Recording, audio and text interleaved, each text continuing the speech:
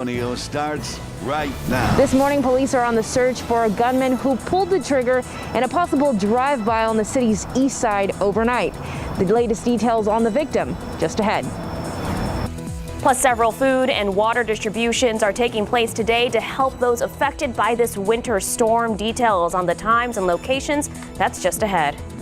And taking a live look out at the Alamo City, 26 degrees to start your weekend. What does the rest of the weekend look like? What does the week look like? We're going to check it with Sarah Spivey in just a few moments. But until then, good morning. It is 6 o'clock this Saturday, February 20th. I must say, I checked CPS outage map this morning. Fewer than 5 outages, and I was just all smiles. So I hope everyone watching out there is okay. I hope your family is safe. Hope you get running water back soon if you don't have it already. Yeah, we've been in the boat with you, and it was weird because I did stay at the hotel last night as a precaution for driving this morning, and it was so different. There was no ice on the streets. The last time I walked across the street, it was like skating. And Sarah, we don't have to worry about that anytime soon again, do we? No extra winter weather for us, but there are still some spots of ice out there, so I want to caution people if you're going to be driving this morning, especially between the hours up until about 10 a.m., to try to avoid bridges and overpasses or just go very slowly over bridges and overpasses because we are still seeing a hard freeze around San Antonio this morning. It's 26 degrees at the airport, but you go up into the hill country, 21 in Comfort, 22 in Kerrville, 21 in Tarpley, 22 in Bulverde, 25 in New Braunfels. Also, what we're seeing in some spots is visibility reduced slightly up near New Braunfels. Visibility is down to 8 miles, down to 7 in Stinson, and down to 7 in Pleasanton. So just please be careful on those roads. This is a great example. This is 151 at Loop 410. You can still see that light sheen there on TransGuide on that overpass. And so you're going to want to be very, very careful if you have to drive early this morning before 10 o'clock. Even on my little drive, I only used the side streets to get here to the station this morning. And I didn't really have any major problems, but I did still see some ice on the roads. By 10, we will be above freezing, though, 38 degrees. And in the afternoon, 57. A beautiful day with a high temperature in 57. Any other day, that'd be pretty cool, but a welcome change from the Arctic blast we experienced last week. South winds today at 5 to 15 miles per hour. I've got to look ahead at a couple of cold fronts, but they will be weak cold fronts, and that's the key there. We've got a pretty quiet forecast over the next 7 days, which I'm happy about. So stick around. I'll give you that full forecast in just a bit. All right, thank you so much, Sarah. Well, new this morning, the search is on for a suspect responsible for shooting a man on the northeast side. Police were called to the 200 block of Longview Drive around 11:45 last night. Our Alicia Barrera is live downtown. Alicia, do we know the victim's condition? Well, a lot of emotions to unpack for that victim. We know he's an older gentleman, and the worst part is that he was sleeping in his own bed when those bullets came flying into his home. Video shows how that scene looked like around 11:45 this morning when it all unfolded. That victim being wheeled into the ambulance to then be transported to a nearby hospital for medical attention. At this hour, it's unclear if any family members were also in the home at the exact time of the shooting, but police confirmed only one victim was injured. So far, the investigation indicates this was a drive-by, as officers found several shell casings on the street. Plus, witnesses say they saw a vehicle leaving the scene, but here's the thing. They didn't see any shots come directly from that vehicle. So, of course, that drive-by shooting, it could be a possibility. That's something that police are looking into this morning. In the next half hour, we'll talk about exactly where that victim is now, his condition, but also have police figured out a motive for the shooting. Max, Sarah, back to you. Thank you, Alicia. Well, we begin today's power outage coverage. Most people in and around San Antonio are back with electricity, but the big question that still remains, what the cost to supply power during this winter storm looked like and who is going to pay for it. And there's a chance that we, the consumers, will pay, the CPS Energy customers. Well, we could be paying it over the span of the next decade. If you take a look at your power bill, you'll see lines for fuel adjustment charges. Fuel was not cheap this past week. The head of CPS says that cost is going to be huge. We are working diligently. The financial services team is working diligently, trying to figure out ways to truly spread that cost, potentially maybe 10 years or longer to try to make it affordable. We don't have that fully assessed. It is important to mention that we've seen congressmen and local leaders step up for the city, saying that they will not sit by and let this happen. A plan has not been finalized yet, so not exactly clear how much your bill could be affected. We do expect an update when the CPS board meets Monday afternoon. In the meantime, ERCOT, the Electric Reliability Council of Texas, already ended emergency conditions. That means no more rolling outages, but thousands of Texans are still without power across the state because of problems like damage to individual power units. ERCOT says if you still don't have power, you should contact your electric provider. Texas lawmakers have already announced plans for an emergency hearing next week to examine what went wrong and ERCOT's role in the outages. And CPS Energy actually reads that fewer than 5 customers are affected right now, a big change from last week. But many people in and around Bexar County continue to be without water this morning, or maybe even have low water pressure. A lot of people around the SAWS systems do. So now SAWS says full restoration could take place over the weekend, possibly into Monday. Company leaders say the biggest issue right now, broken pipes at homes and businesses. Fixing those leaks will help with the restoration process. As far as which areas we will see progress in first, SAWS President and CEO Robert Puente says it depends on where you are on their map. And so the further in elevation you are and the further away from the central city, the more likely you are that you're going to have problems. Specifically, Fair Oaks, for example, Stone Oak, for example, they are still out of water, and it's not the easiest thing to get water to them. And we know still so many people are dealing with low water pressure, if any water at all. We know there are broken pipes and leaks. We know that's a huge problem around the county. And we know that the boil notice is still active, but we still have so many questions about how long this will last, how much it will cost, and what comes next. That is why a representative from SAWS is set to join us on Leading SA tomorrow at 8 a.m. If you have any questions you would like asked, you can submit them right now. Just head to the Leading SA section of KSAT.com. Well, if you're needing a little help after having your power or water go out this week, there are a few distributions going on today. The locations listed on your screen are water distribution sites. They will be open from 8 a.m. to 6 p.m. every day as long as water issues continue. You will need to bring your own clean containers to fill with water. Each person will be allowed 5 gallons. As a precaution, the water should be boiled before drinking or used in cooking. And we know it is not just San Antonio dealing with this. The city of New Braunfels also dealing with their own water issues. They are offering water stations at these 2 sites from 9 a.m. to 3 p.m. today. Again, just be sure to bring a 5-gallon container. We have all this information. Just head to KSAT.com. And with spoiled food and power outages, plus some empty store shelves, there is an increased need for food in and around San Antonio. The food bank has 2 food distribution events scheduled for later this morning. The first taking place at River City Church, 9 a.m. to 11 a.m. That's on Lookout Road. A second distribution site open at 1 p.m. at Harlandale ISD Memorial Stadium. That site's going to be open until 4 p.m. There is another distribution set for tomorrow as well. We have a link to pre-register for all these sites. Just head to KSAT.com. And the Salvation Army is hosting a food distribution event for around 350 families in need of groceries. Today, boxes will be served at a location on 615 Peacock Avenue starting at 10:30 this morning while supplies last. We also have a list of other organizations providing food distribution today on KSAT.com. And time now is just about 6:09, 26 degrees out. Well, still ahead on GMSA, Disney Plus is making a rainbow connection. What the streaming service has to say about The Muppet Show. And Texas journalists making history. After the break, details about this year's virtual Battle of Flowers oratorical contest. Let's take a look outside. You know, we might be in the clear of this winter storm, but still 26 degrees out there. Sarah Spivey will have our full weekend forecast when we come back.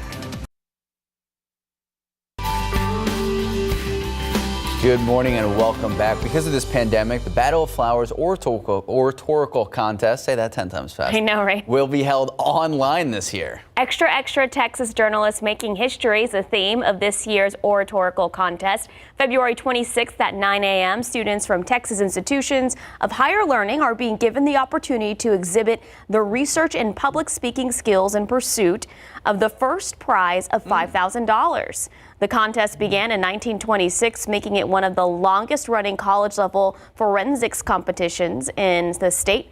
To watch the free live stream, just visit our website, ksat.com. This is amazing, but I really wanted some more oomph when you did the extra.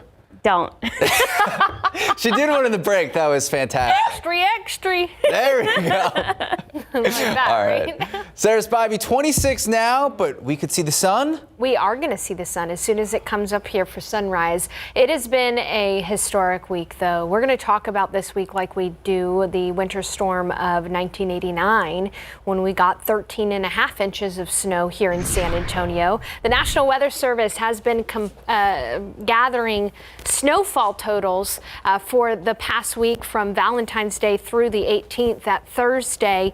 And this is a look at the snowfall totals for last week. Let's go ahead and zoom in to the areas that saw the most snow. Of course, Del Rio saw about 11, almost 11.5 inches of snow on that Thursday. In this line from Del Rio to middle northern Uvalde County, 12 to 18 inches of snowfall for those areas. Uvalde saw anywhere from about 8 inches to a foot. Rock Springs saw half a foot, 3 to 4 inches in Kerrville, about 4 to 6 in Eagle Pass, a little bit closer to San Antonio here, 6 to 8 inches around the Bexar County area, with more, of course, in the northwestern portion of Bexar County there, 3 to 4 inches near Pleasanton, and up that I-35 corridor about 6 to 8 inches of snow.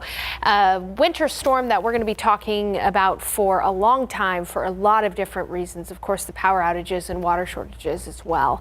Right now outside, you can see cars streaming across this bridge here along the highway. Just be careful this morning if you're planning on getting out before 10 a.m. because the roads are still definitely icy in spots from all of the snow melt that occurred over the last day or so. It's only 26 degrees outside, so it is very cold, and we're experiencing a hard freeze around San Antonio. One thing I want to show you are road temperatures. Road temperatures are below freezing, and so that's why we're cautioning everybody to be very careful on the roads. A road temperature in the upper 20s in Hill Country, Kerrville, Comfort, well below freezing all across San Antonio, and along I-10 there, 29 degrees near Seguin, 29 in New Braunfels. Again, these are road temperatures, so please be careful if you have to travel early this morning. By 10 a.m. though, conditions are going to improve very greatly. These numbers on the map, they're cold, 21 in Comfort, but just keep in mind that we were in the single digits to start Monday just a few days ago. So it is still a hard freeze out there, 23 in Bandera, 23 in Hondo, 25 in New Braunfels, 28 in Carrizo Springs, and some of the sites are still not reporting because of those freeze issues. But the good news is in San Antonio, this is going to be our last freeze for a long time. And tomorrow morning, all of us will be above freezing. And so we are really looking forward to thawing out properly here. Today, abundant sunshine is going to warm us up by up to about 30 degrees in places. So here in San Antonio, across Hondo, New Braunfels, high temperatures will be in the upper 50s, low 50s in Del Rio because there's still a little bit of snow out there to melt off. 66 in Cotulla, 62 in Beeville, 51 in Kerrville. I know that those across Kerrville and across the Hill Country are really struggling from all the ice and the snow last week. So it's nice to see that their high temperatures will be in the 50s today. At 10, we will be above freezing, 38 degrees. That's why road conditions are going to improve after 10 o'clock. Sunny, 47 at noon, 57 in Pleasant in the afternoon. South winds today at 5 to 15 miles per hour, and chilly tonight in the 40s, but definitely not the kind of cold we've been dealing with. Fairly quiet across the United States, which is a nice and welcome weather pattern. You can see that cold core of air is still to our north and to our east, but that's where that cold core of air is going to stay. Here in San Antonio, we're gradually going to see our high temperatures climb to near 70 degrees on Wednesday. That is awesome to see 70s for the high temperatures on Wednesday after this cold week. A couple things I want to talk about. Tomorrow morning, again, we're going to be in the 40s tomorrow morning, so much warmer than than this morning by nearly 20 degrees. We will have morning fog and even patchy drizzle. That's going to be hard to shake, so we'll have mostly cloudy skies tomorrow with a high temperature in the mid-60s. We do get a weak cool front arriving late Sunday into Monday morning, but look at that morning low here in San Antonio, above freezing. And then by about the end of the week, Thursday, we have a chance for isolated showers and storms as the next front moves through. But as of now, we're not forecasting a freeze in San Antonio for Monday or Friday morning. Hill country could be a few degrees colder, though, so keep that in mind. Are we done, though, with these freezes? Well, you know, the average last freeze in San Antonio is February 24th, so we still have a while to go before our average, and it's been cold, Sarah. Just a little bit. All right, Sarah Spivey, thank you so much. 618, 26 degrees out. Well, just ahead, Apple is already working a decade ahead. Details on what its new 6G project and what that even means. And next, why the real estate industry says people looking for a new home, they have to act fast. We'll explain. Well, it's a seller's market in the real estate industry, and any would-be home buyer out there needs to act fast. Homes are selling in half the time they did a year ago. This is wild. Meanwhile, existing home sales continue to increase and are up 24% from 1 year ago. The lack of available inventory continues to push prices higher, leading to the median sales price increasing 14% over a year ago. And Apple just launched its first iPhones with 5G wireless speeds a few months ago, but it's already working on 6G. It's believed that when 6G becomes available, it could enable speeds of up to 100 times faster than 5G. Apple posted job ads seeking engineers in its Silicon Valley and San Diego offices, which focuses on advanced wireless technology. 6G is not likely to be implemented till 2030. And Disney Plus is making a rainbow connection. All 5 seasons of Jim Henson's The Muppet Show are now on the streaming service. Disney Plus says this is the first time the 4th and 5th seasons will be released on home entertainment. Fans of Kermit the Frog, Miss Piggy, and Fozzie the Bear can also watch The Muppet Movie and The Muppet Christmas Carol on Disney Plus. Yeah, I got nothing to add to that. 623, 26 degrees You out. like the Muppets? I love Kermit. Who doesn't love Kermit? But we also love the Spurs. All right, after the break, the latest from the San Antonio Spurs when their next game is set to take place after 4 players tested positive for COVID. We'll explain. Good morning, welcome back, and happy weekend. San Antonio Spurs finally back in the Alamo City after 2 unsuccessful attempts. So listen here. They had tried twice to get home before finally getting home. They actually had to quarantine in Charlotte for 5 days. And because of the weather emergency here in San Antonio, they were turned away both times. San Antonio International Airport, as many of you well know, overwhelmed with this extreme ice and snow conditions. Remember, the return home comes after 4 members of the Spurs tested positive for COVID after they beat the Hornets 122 to 110 last Sunday night. Because of the NBA's health and safety protocol, the Spurs' next 4 games were postponed. But don't worry, we do have a game on the horizon.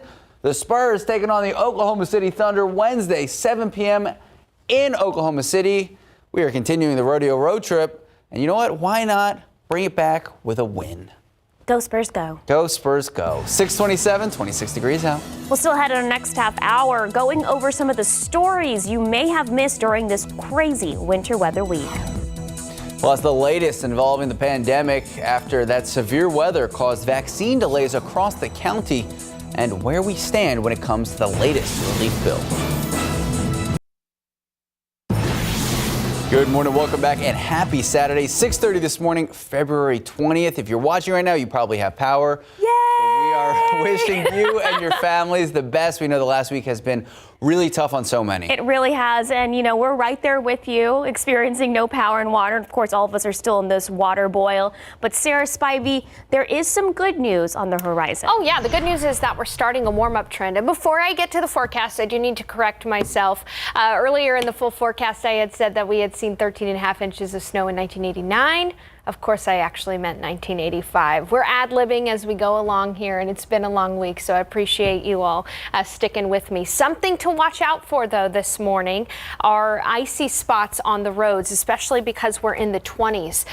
26 degrees here in San Antonio. This is 151 at Loop 410 West, and you can see that sheen there on the overpass. If you have to be out before 10 o'clock this morning, be very careful out there. We do have a couple of minor accidents out there because of some light icing, so please be careful. Again, a lot of this will melt even by about 10 o'clock this morning because we'll be above freezing by then. 28 in Carrizo Springs, 30 in Rock Springs, 22 in Kerrville, 25 in New Braunfels. It's 29 in Gonzales, 23 in Kennedy, 25 in Pleasanton, 27 in LaGrange, and 23 in Austin. A closer view here, cold 23 in Bulverde, 25 in New Braunfels, 25 in Bernie Stage Airfield area, 21 in Comfort, and 22 in Kerrville. The good news is this is as cold as we'll be in the next 7 days. We are not going to be below freezing tomorrow morning for the first time in a while. So it's a warming weekend for us. It will be pleasant and sunny today, 57 degrees for the high temperature.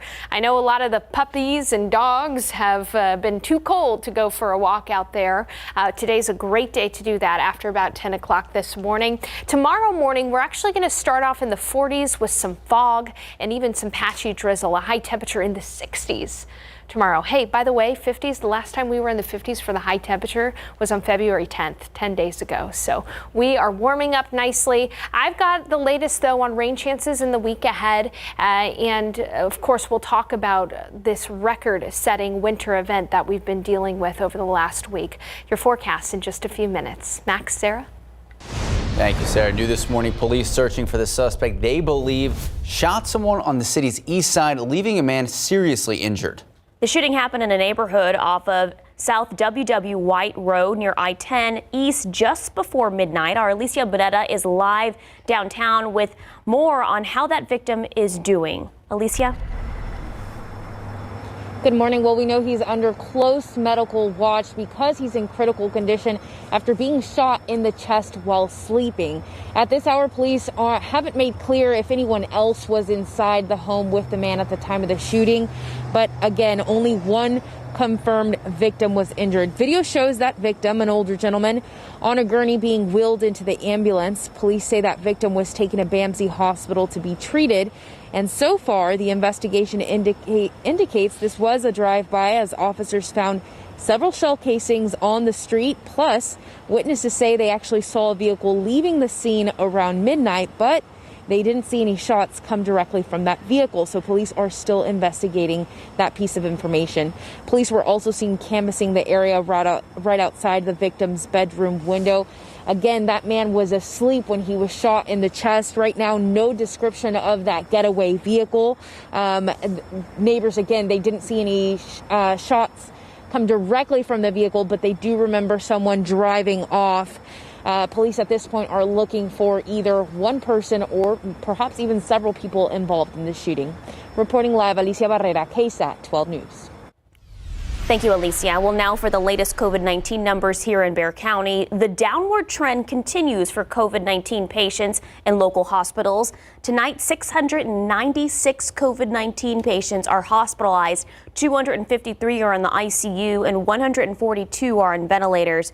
The COVID-19 case data is not available from the state at this time due to the severe weather this week.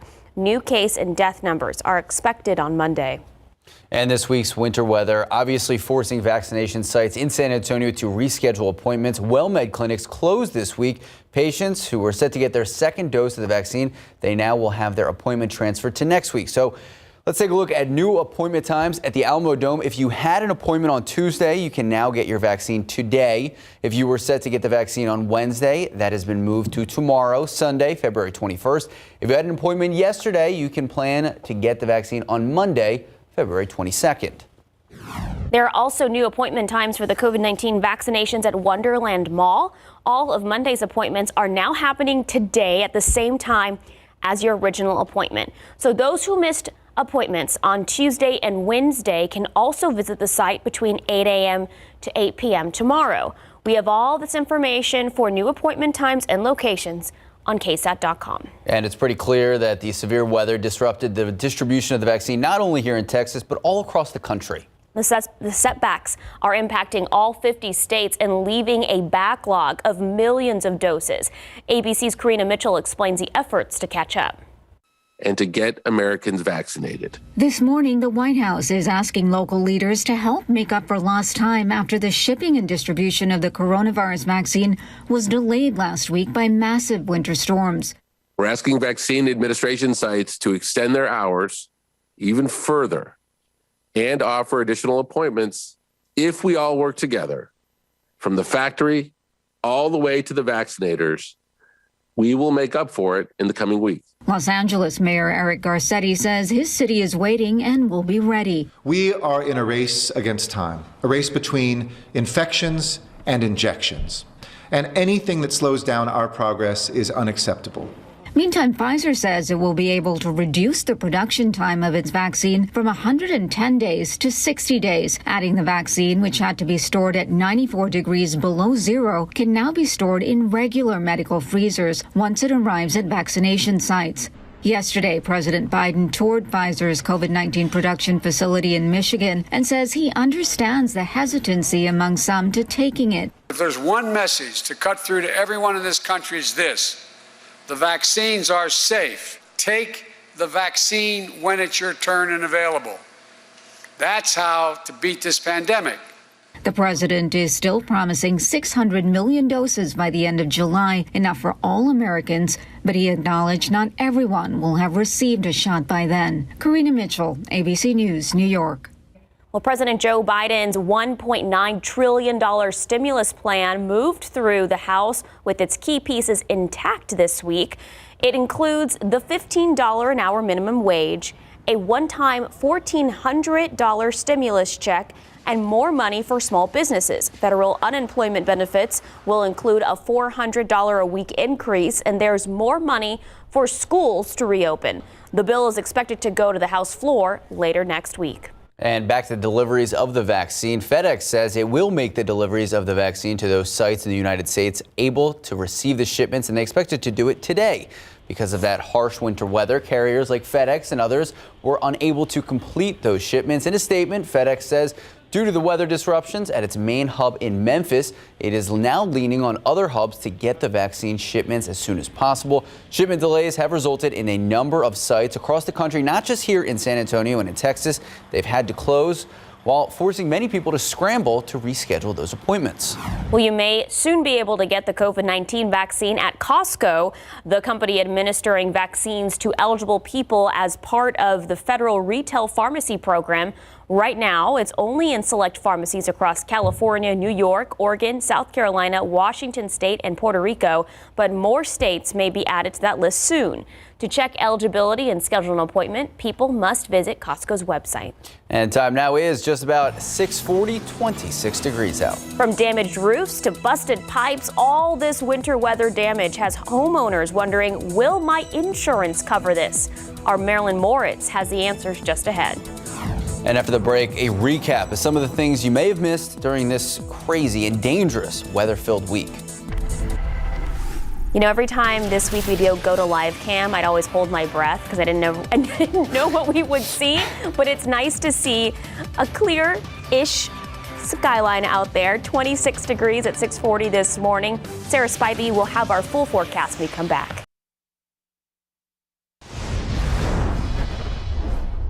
Well, this week has been a little crazy, to say the latest. Absolutely.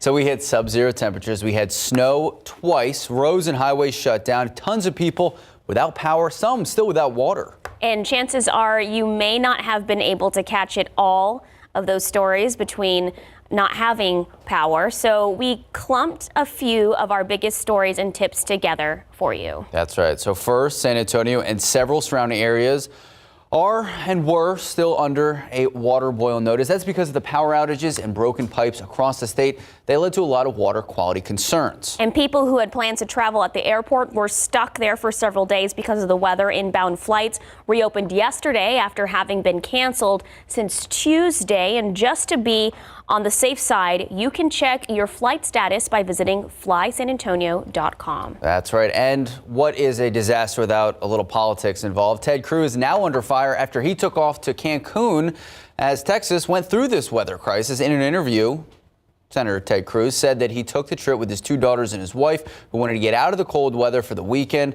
From the moment he sat down on the plane, Cruz said that that's when he began to second guess his decision.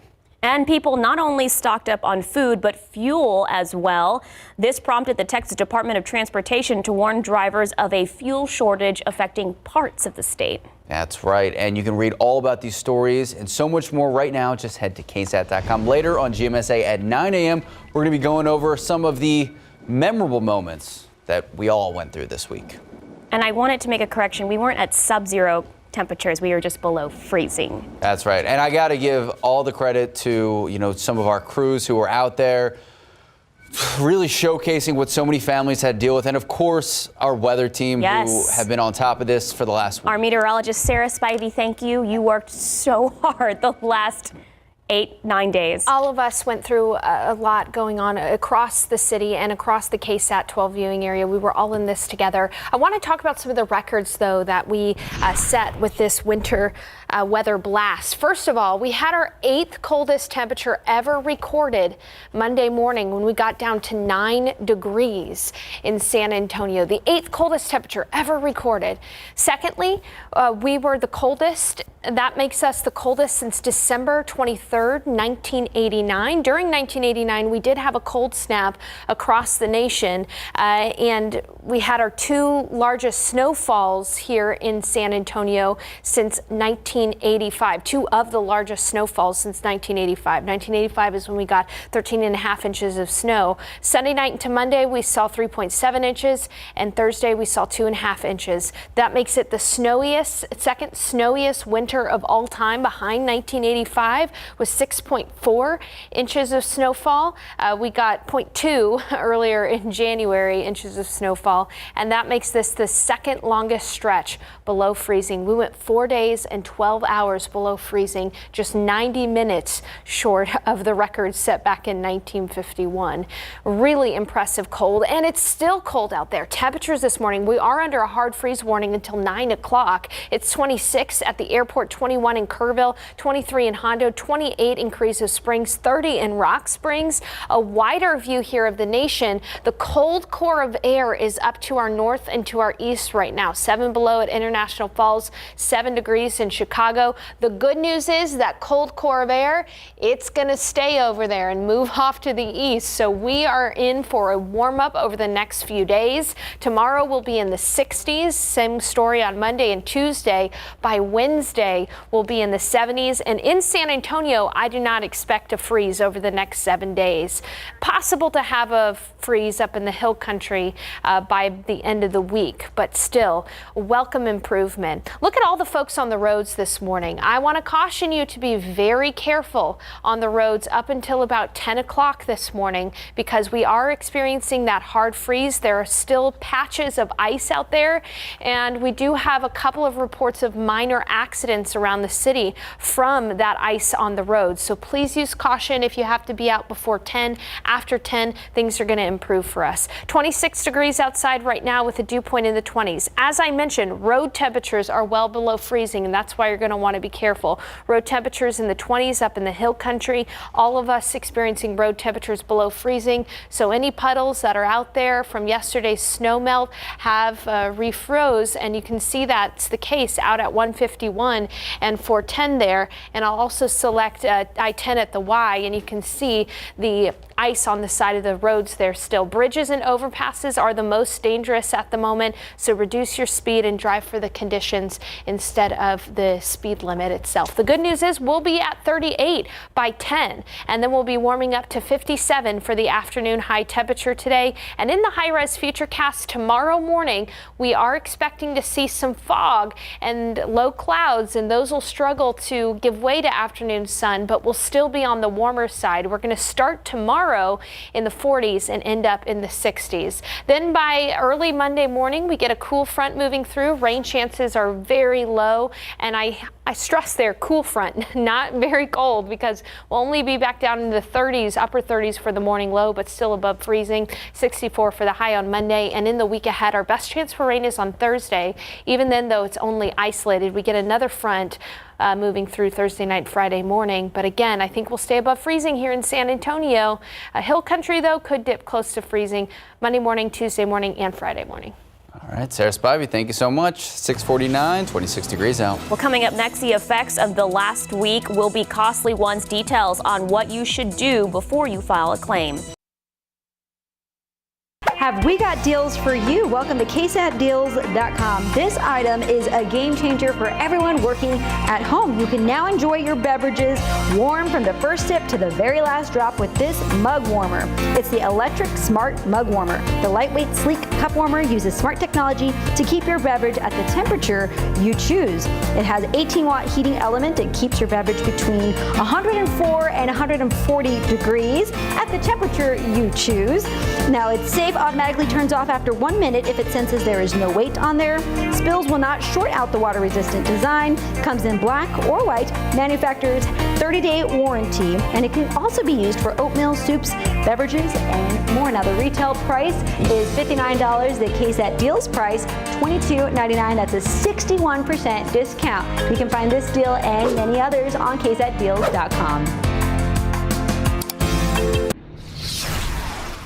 So all the water is under the house. We've barely begun to thaw, and Jacob has a mess of water underneath his house. Busted water pipes. It appears to be that it's going to be a bigger project than what we were hoping it was going to be to get us some water again. He may be filing an insurance claim. Already, USAA alone has been flooded with 38,000 winter storm claims, most for frozen and busted pipes. So what's typically covered? The homeowner policy does cover the ensuing water damage, and it will also, most of the time, cover the frozen pipes in these situations that burst. Of course, coverage and limits can vary depending on individual policies and carriers. USAA's Elizabeth Gulick suggests homeowners inspect their plumbing. Look under cabinets where the sinks are. Look around the tub and the toilets. Look up in the ceiling. And if you see or hear a problem, locate your main water cutoff valve so you can cut the water. And something else you can file a claim for, spoiled food from the power outages. And with the food, the deductible probably does not apply. If you do have damage, she says, document. Take pictures, video, keep receipts for any related expenses. And contact your insurer to understand your coverage and file a claim as soon as possible. When it comes to hiring a plumber, ask for a plumbing license. Ask them for their plumbing license. Beware, and don't give no money up front. And be patient. I'm hoping that we're going to be able to have some water restored by Tuesday. Marilyn Moritz, KSAT 12 News. A lot of families still trying to figure out what to do next. Time now, 6:55, 26 degrees out. After the break, the news you need to know before you go. On the city's east side overnight, one man was shot while sleeping, and the gunman is still on the run this morning. Police were called out to the 200 block of Longview Drive off South W.W. White Road near I-10 East just before midnight. Officers say they found several shell casings on the street, plus witnesses say they saw a vehicle leaving the scene, but they didn't see any shots come from the vehicle. As of now, police are investigating this as a drive-by shooting. The victim, an older man, is now at BAMC Hospital in critical condition after he was shot in the chest again while he was sleeping. The search for that gunman continues. Reporting Alicia Barrera, KSAT 12 News. And it's 26 degrees in San Antonio, low 20s up in the hill country, so those roads are still pretty slick in some spots, especially the bridges and overpasses. But by 10, we will be above freezing. And then in the afternoon, 57 degrees, the warmest we've been since February 10th here in San Antonio. And for most of the year, 57 is not really warm for us, but it is today. Tomorrow morning, we'll have areas of fog, 65 for the high temperature. We're going to have a weak cool front move through early Monday morning. That'll drop our temperatures back down into the 30s. But guys, I think in San Antonio will stay above freezing for the next 7 days, which is nice. We'll be in the 70s by Wednesday. There we go. All right. Can't wait. Sarah Spivey, thank you. And thank you so much for watching us. We'll see you back here, 8 a.m. See you at 8. Live from KSAT 12. Good Morning San Antonio starts right now. We know some people still don't have power, but we also know a lot of families still don't have water after these storms. If you're in need of water, Alicia Abrera is going to be joining us live with all the info about several water distributions happening across the Alamo City. COVID-19 vaccines last week were canceled due to the weather. Now they are being rescheduled, some as early as today. I have a breakdown of when those new dates and times are. That's coming up. Taking a look outside with live cam, it's so good to see that sun, 27 degrees. Sarah Spivey will have our full forecast in just a bit. Good morning. It is 8 o'clock Saturday, February 20th. Thank you so much for starting your day with us. I got to say, just seeing the sun, smile from ear to ear. Smile. And we saw it for a little bit yesterday. I took my dogs out. They hadn't been on a real walk for a whole week. And I mean, they were going nuts in the park. I mean, it's like everyone's kind of rejoicing, Sarah Spivey, that it's warming up. Oh my goodness. A little bit, you know? Yes, we need the warm up. Again, so many people struggling throughout the week without power, without water. It's nice to finally be able to see a forecast that we're used to in February here around South Central Texas. Now this morning, we are experiencing a hard freeze. I know that the little bug there says 27, but the temperatures are currently updating. And we just got in that the temperature right now at the airport is actually 29 degrees. That's up from our morning low just about an hour ago of 26. So the sun is already warming us up. 23 degrees in Kerrville, 27 in Hondo, 29 in New Braunfels, and 29 in Gonzales. But here's the good news. This is the last time I expect us to see, number one, a hard freeze in a long time, and number two, a freeze in San Antonio for a while.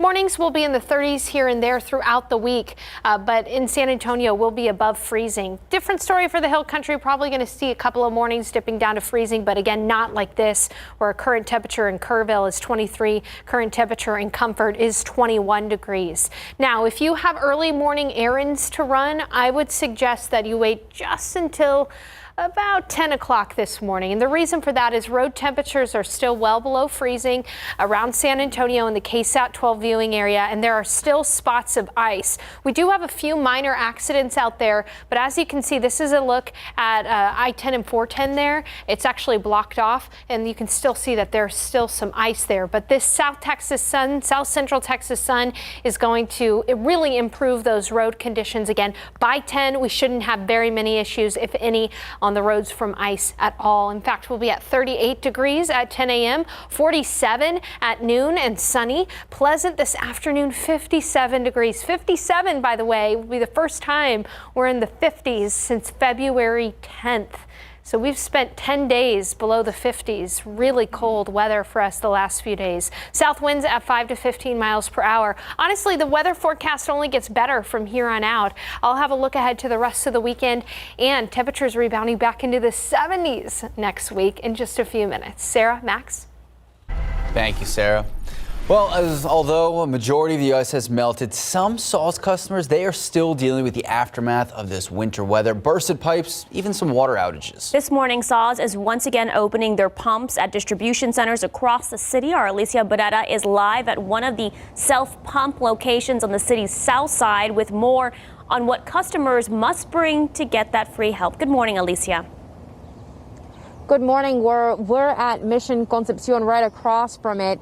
And the pumps are finally open. They opened exactly at 8 a.m. But the good news at this location is there's absolutely no lines. There's no one here just yet. And that's because they'll stay open until 8 p.m. today. This is one of the self-pump locations. There are a few of the Saws employees standing by, but know that if you come here, you will have to pump that water by yourself. And take a look at your screen for some of the general information you want to know ahead of your arrival here. You're encouraged to bring a 5-gallon bucket or water jug, and know that there is a quantity limit of 5 gallons of water per person per day. The water boil notice advisory is, of course, still under effect, which means you'll also have to boil this water before you use it. Every day, they'll be open from 8 a.m. to 6 p.m. until the Saws operating conditions go back to normal, which could be a couple of days, according to the communications manager of Saws. And So which one is closest to you? There are 7 locations total. At the drive-through locations listed on your screen, SAWS employees will pump water for you. You just need to tell them where your jug is. So maybe you want to keep that in your back seat or your trunk in an easy access location. The last 3 locations listed, you'll have to get out of your car and do it yourself. And of course, in order to avoid any spilling, the big thing that you also want to remember to bring is either a cap for that jug or a lid if you're bringing one of those buckets, because you definitely want to be able to take that water home and boil it and be able to use it.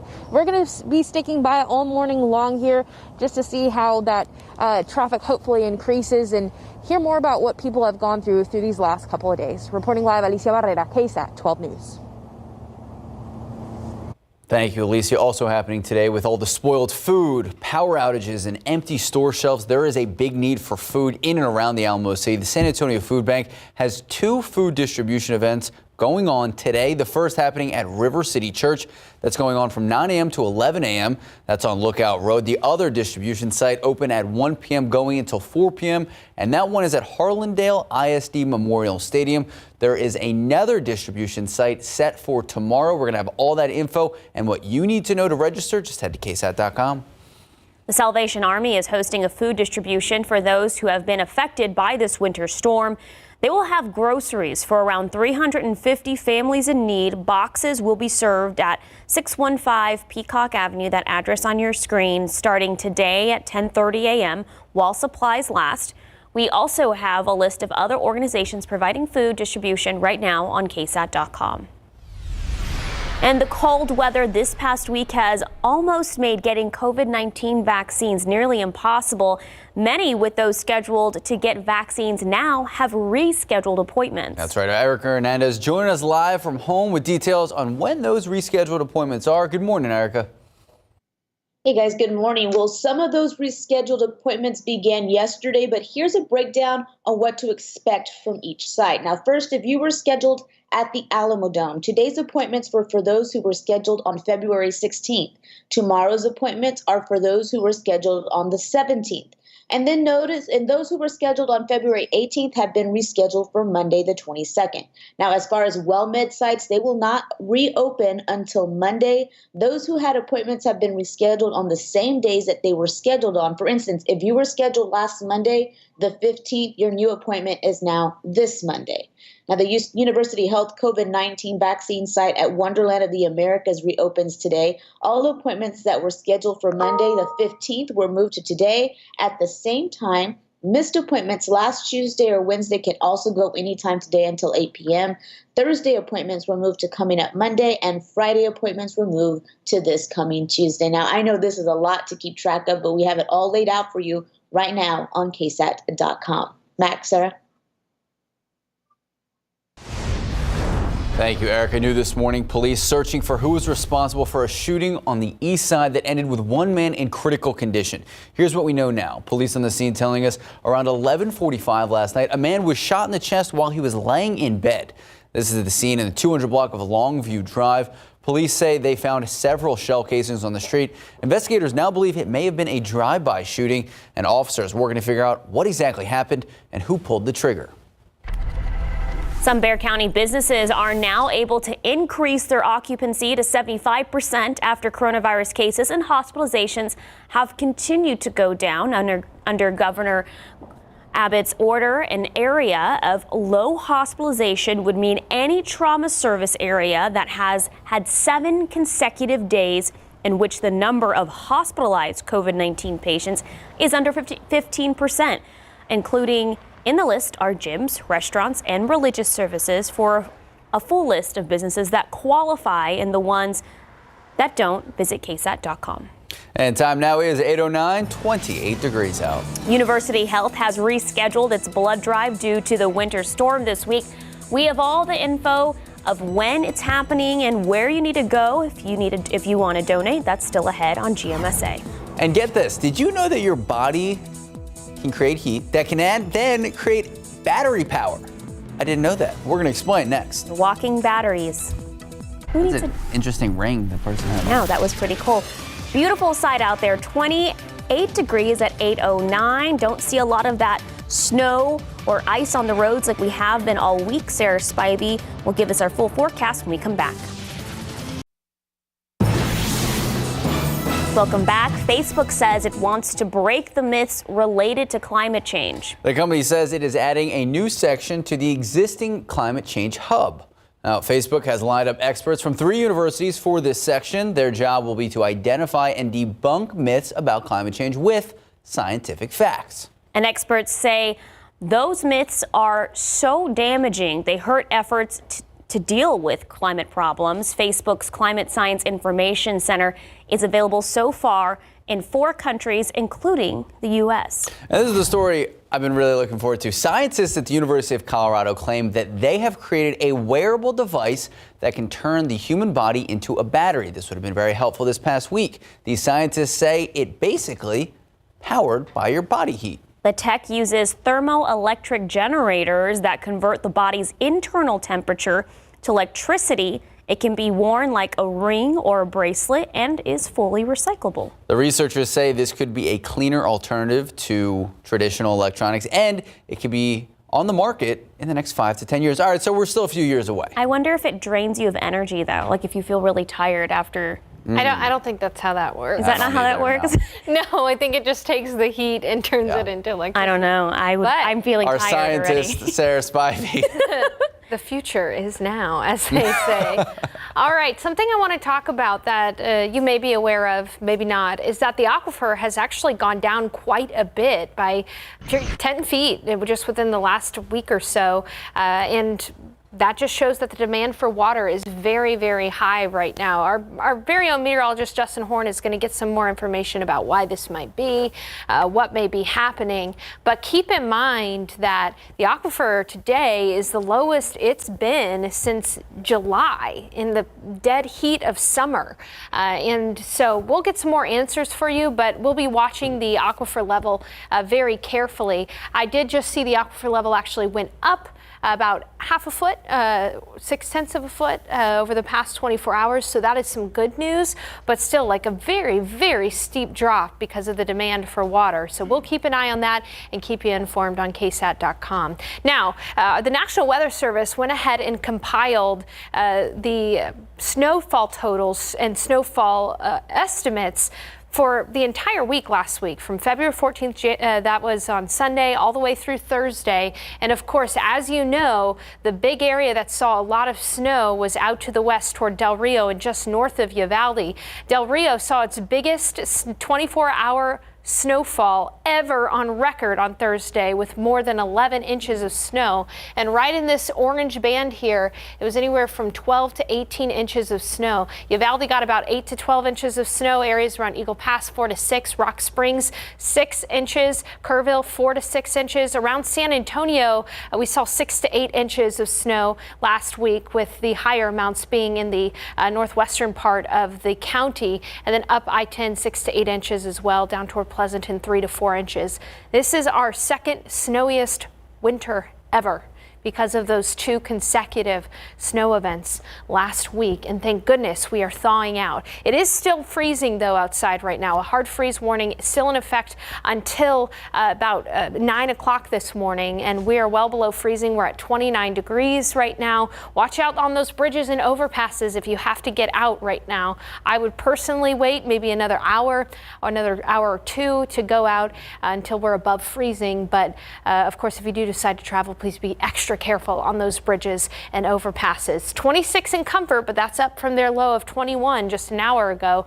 24 in Bandera, 25 in Tarpley, 29 in New Braunfels, and 27 in Stinson. The good news is this is the last time I expect a hard freeze in our foreseeable future over the next 7 to 10 to even beyond that. So keep that in mind. We're not expecting a hard freeze around San Antonio over the next 7 days, which is really nice. ice. Even a light freeze is not in the forecast for San Antonio over the next 7 to 10 days. 23 in Kerrville, 30 in Rock Springs, 30 in Carrizo Springs. Today, nothing but sunshine all day long. We'll have a few passing cirrus clouds, but that'll allow our high temperatures to rebound by nearly 30 degrees from this morning. A high temperature of 57 in Uvalde. A little bit of snow left over near Del Rio because they had so much on Thursday, so a slightly lower high temperature, but still in the 50s. 57 in Gonzales, 55 in LaGrange, and 55 in Austin. Today will be above freezing by 10, 38, and then noon, 47 degrees, 57 for that high in San Antonio. South winds at 5 to 15 miles per hour, and it'll be chilly in the evening, but not anything like we've been dealing over the last few days. A fairly quiet weather pattern across the United States, but that cold core of Arctic air, guess what? It's going to stay out there. It's not going to come towards San Antonio, and we're going to actually be on a warming trend here. By Wednesday, we could be in the 70s in and around south central Texas, which is really welcome news. One note, tomorrow morning, we'll start off with some fog, perhaps even some patchy drizzle, and those clouds will be stubborn, but it's still a high temperature of 65. A weak cool front moves through on Sunday night into Monday morning, briefly dropping our temperatures back down into the 30s, but we'll rebound nicely into the 60s, eventually the 70s by Wednesday. A chance for an isolated shower or storm on Thursday before another not so strong cold front moves through on Friday morning. And that's the key word there, not so strong. We don't have any other snow events in our foreseeable future, which is welcome change. Fantastic. Sarah Spivey, thank you so much. 8:18, 30 degrees out. Well, a bomb unit was sent in after a suspicious package was left outside a church in Ohio. Still ahead, more details on why what they found wasn't expected. And blood supplies across South Texas critically low. Next on GMSA, we tell you about a blood drive you can attend if you're interested in helping out. Good morning and welcome back. Just a reminder, University Health has rescheduled the upcoming KSAT Community Blood Drive because of this past week's weather. Now it will take place March 1st and March 2nd. The blood drive will happen at the Whitty Museum, and you can find out how to register on ksatcommunity.com. And time now is 8:22, 30 degrees out. A mysterious package left outside a church in Ohio, causing a lot of commotion within the community. Details next on GMSA. Good morning and welcome back. When the Butler County, Ohio Sheriff's Office got the call, they were ready. A report of a suspicious package left outside the door of a church. The bomb unit was sent in, and what they found was not expected. Instead of a timer ticking inside of the bag, the responders heard purring.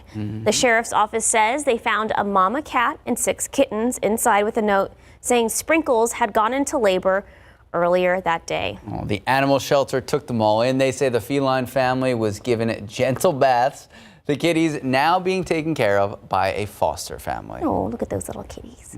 All right, time now is 8:26, 30 degrees out. The Sal's bulk water distribution pumps are now open. They opened at 8 a.m. and will be open until 6 p.m. Just ahead on GMSA, all the details you need to know before your arrival. Good morning, welcome back, and happy weekend. 8:30 this morning, Saturday, February 20th. Thank you so much for joining us, and it's a beautiful day. It is a beautiful day. Big change from what we've been dealing with the last week. We know a lot of families, a lot of people out there still dealing with some of the aftermath of the devastation, but the sun is up this morning, already up to 32 degrees, Sarah Spivey. Yeah, temperatures are rising so fast that our little ticker at the bottom, 32 degrees, is updating quicker than our maps behind us. So let's go ahead and take a look at those maps, though. It is 32 degrees here in San Antonio, starting to see temperatures already get to the freezing mark or above freezing. 32 at Bernie Stage Airfield, 27 in Bulverde, 28 in Comfort, 28 in Bandera, and 28 in Kerrville. A hard freeze warning in effect for the next 30 minutes or so. Road temperatures are still below freezing, however. Right around freezing mark around Bexar County, in the upper 20s up in the hill country, and close to freezing down near Pleasanton, Kennedy, Pearsall, and out towards Seguin as well. So because of that, those bridges and overpasses are still going to be icy in spots. This is I-10 and 410. It is blocked off, the overpass there, but keep in mind that you may still run across parts of the roads that have icy slick spots on them. Use caution. And by the way, we are seeing temperatures rise. So by 10 o'clock this morning, I think you're going to be just fine and roads will be okay. Just, of course, use caution. 38 by 10. See, we'll be well above freezing by 10 o'clock. Noon, 47. 57 for the high temperature. South winds at 5 to 15 miles per hour. If we get to 57, which we will, this will be the first time we're in the 50s since February 10th, so 10 days ago. Usually when we see a high temperature of the 50s in San Antonio, that's pretty cool. But with what we dealt with last week, I welcome temperatures in the 50s. Tons of sunshine for us today. Tomorrow's forecast just a little bit different, some morning fog and some drizzle. But in the next 7 days, we're going to have a pretty significant warm up, which is, again, welcome news. So I'll walk you through the forecast coming up in a few minutes. Sarah, Max? Thank you, Sarah. Well, we talked about it earlier. If you still don't have water or are running low because of the outages or a busted pipe, SAWS is now stepping up and helping out. The water company has designated 7 bulk water distribution sites across the city that will remain open until services are fully restored. Lisa Barrera, join us live at Mission Concepcion location, where customers, they do have to get out of their car to get all the water, and they also need to bring their own mechanism to carry the water, right, Alicia? That's right, and it's all hands on deck for SAWS employees. They've been standing by ready to help customers. But yeah, this is a self-serve pump location. So like it says, you got to do it yourself. But again, there are SAWS employees at this location standing by. And right now, the good news here at Mission Concepcion, so if you're near the south side, there is not anyone in line. No one has swung by right now to fill up on their water. But here's what you need to know. If you do need help pumping water, you want to head to either of the 4 drive-through locations listed on your screen. There are 3 self-pump locations, of course, here Mission Concepcion, but there's also Seal and SeaWorld. And here's what you need to bring. We talked about the 5-gallon bucket or water jug. Remember that the water boil notice advisory is still under effect, which means you'll also have to boil this water before you consume it. SAWS will keep these bulk water distribution sites open daily from 8 a.m. to 6 p.m. That's each day until their operating conditions go back to normal. They had said long lines are expected. That hasn't been the case. Yesterday, we were at the Jones Maltzberger location.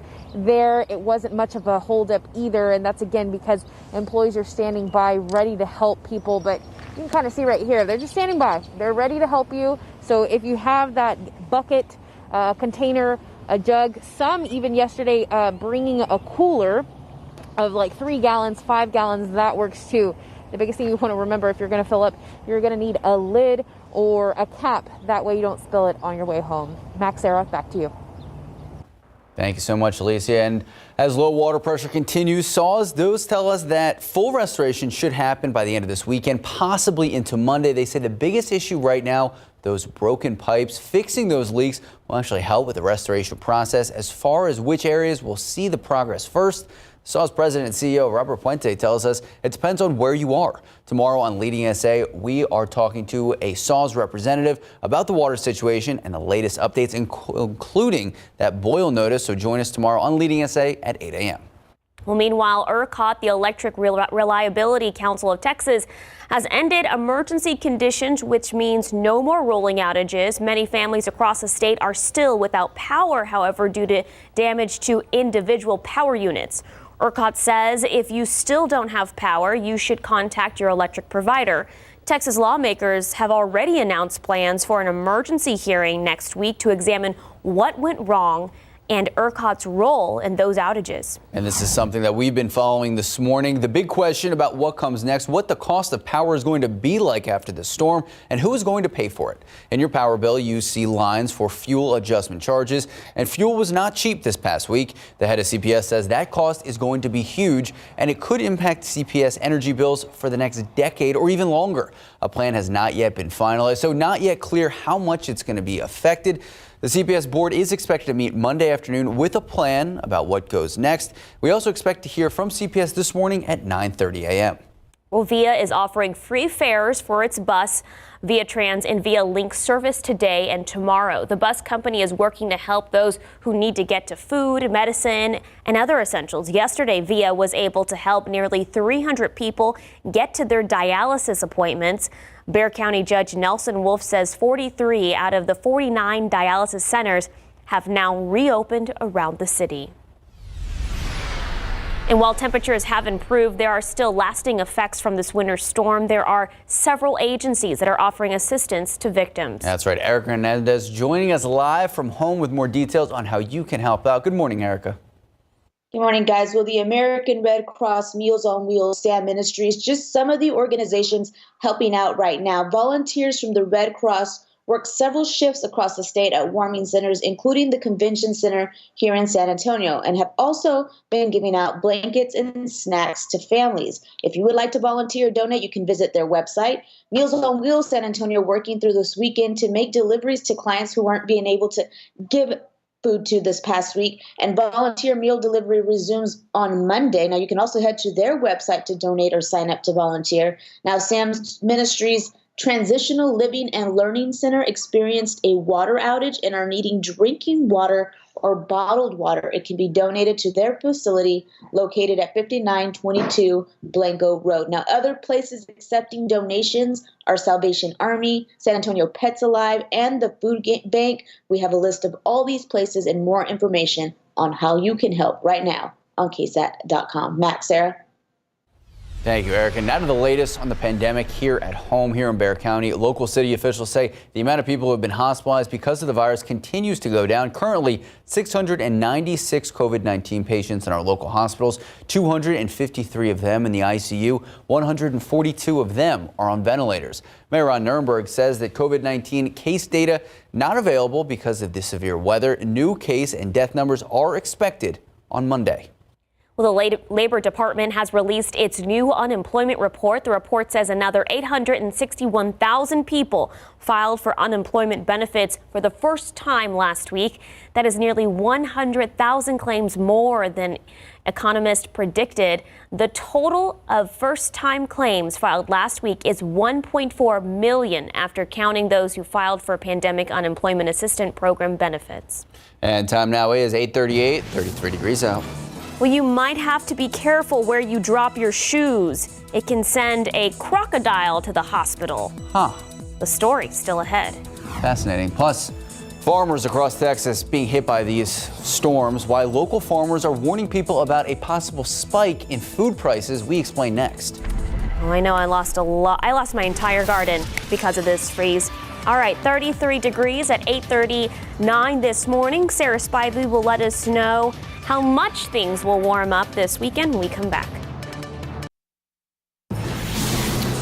Good morning and welcome back. Get ready to pay more for food. Yes, you heard that right. Farmers across Texas being hit hard by this past week's storms. They are still also recovering from the pandemic, and it's not getting any easier. Texas Agricultural Commissioner Sid Miller says dairy plants, ranchers, farmers, and citrus growers are among those industries hurting. He estimates the food industry lost more than $1 billion. He says this could have been avoided if state leaders had chosen to classify the food industry as critical, like hospitals, to prevent power outages. We're going to have some dairymen that can't get through this. They're going to declare bankruptcy. We'll have even a larger number of our citrus farmers go out of business. They were borderline anyway. A local Bexar County organic farmer says he fought hard to save his crops, but in the end, the power outage knocked him out. He started his farm in East Bexar County 3 years ago. He made it through the pandemic. He was thriving. He says it's tough work, but he's trying to do his best to push through. We've already torn out all the tomato plants from the other greenhouse, and I'll be replanting tonight. He says customers have helped and he'll sell what he can at farmers markets, but the community-supported agriculture seasonal boxes are a lifeline for his farm. You can read more about how to help him on KSAT.com. And Sarah, you know, a lot of these plants, I was going through my garden yesterday, barely anything survived. And it's not that we just got to freezing. Even if these plants were covered and warmed, I mean, that the fact that we sustained those 10-degree temperatures for, so long. I mean, it's devastating. By the way, I do believe that the farmers market is going to go on at the Pearl today. If you want to support local farmers, we need to double check that. Maybe Max and Sarah can do that for me while I'm giving the weather. But I do know that because we've had a record-breaking cold, a lot of people's yards are really struggling. By the way, let's talk about records, okay? This is the 8th coldest temperature we recorded on record on Monday, 9 degrees. 8th coldest temperature ever on record, and records go back to the 1890s here in San Antonio. On top of that, it was the coldest we had been since December 23rd, 1989. And we saw 2 of the largest snowfall events on record since 1985. 1985, of course, we saw 13.5 inches of snow. We saw 3.7 Sunday night into Monday morning and 2.5 on Thursday. A lot of people have been asking me, what does that mean for liquid water equivalent? Well, every snow event, it varies. The ratio varies. So on Sunday night into Monday, our ratio was 15-1. So for every 15 inches of snow, you get 1 inch of rain. It was closer to 10-1 on Thursday. What all that amounts to is that throughout both of those snow and ice events, we got almost about 4/10 of an inch of liquid equivalent at the airport. So again, not a ton of rain, even though it was a ton of snow. It was also the second snowiest winter. This makes it the second snowiest winter of all time with 6.4 inches of snowfall and the second longest stretch of below freezing temperatures for 4 days in 12 hours. We were just 90 minutes short of the all-time longest stretch below freezing set back in 1951. So we are going to remember the winter of 20 to 21 for a very long time. Today's time lapse showed a beautiful sunrise here for us across South Central Texas, and a much needed sunrise because we're already seeing temperatures rise to above freezing around San Antonio. Our bug there updates a little bit quicker than our map, and our bug says 35 degrees in San Antonio. So I expect that these temperatures are rising. It's already above freezing in Kerrville, 27 in Hondo, 29 in New Braunfels. A wider view here, you can see that cold core of Arctic air. That is going to continue to push on off to the east, getting out of here, and we're going to be looking at a very beautiful warm up here. By tomorrow, we'll be in the 60s. We'll stay in the 60s through Wednesday when we'll be in the 70s. So again, a much welcome and much needed change for us in the forecast. By the way, mornings, I don't expect us to get to freezing in San Antonio over the next 7 days. Our airport is reading 29 degrees, but as we've mentioned, a lot of places are already above freezing. That's good news for the roadways. Just be careful. Some ice may exist on some of those bridges and overpasses. Road temperatures are also above freezing around San Antonio, still below freezing up in parts of Kerrville. But again, you can still see that there is some ice on some of these bridges and overpasses. So use caution. We'll already be at 38 degrees by 10. Today in the afternoon, 57 for the high, the warmest we've been in a week and a half here in San Antonio. South winds at 5 to 15 miles per hour. Even this evening, we're not going to get cold that quickly. In fact, we'll still be in the 40s by 10. By midnight, we are going to see some clouds and some fog work their way in. You can see that in the futurecast here for tomorrow morning, Sunday morning, fog, maybe even some patchy drizzle and some low clouds. That's good news because low clouds overnight act like blanket and they keep in the heat. And so tomorrow morning, we're going to wake up in the 40s rather than in the 20s around San Antonio. Then we'll see sunshine tomorrow in the afternoon. It's going to be a beautiful day tomorrow with a high in the 60s. A weak cold front, keyword there, weak cold front, is going to move through Sunday night into Monday, maybe dropping a sprinkle or two around San Antonio, but the better rain chances are well to the east of San Antonio. We'll be at 64 on Monday, and then in the week ahead, again, notice those morning lows above freezing.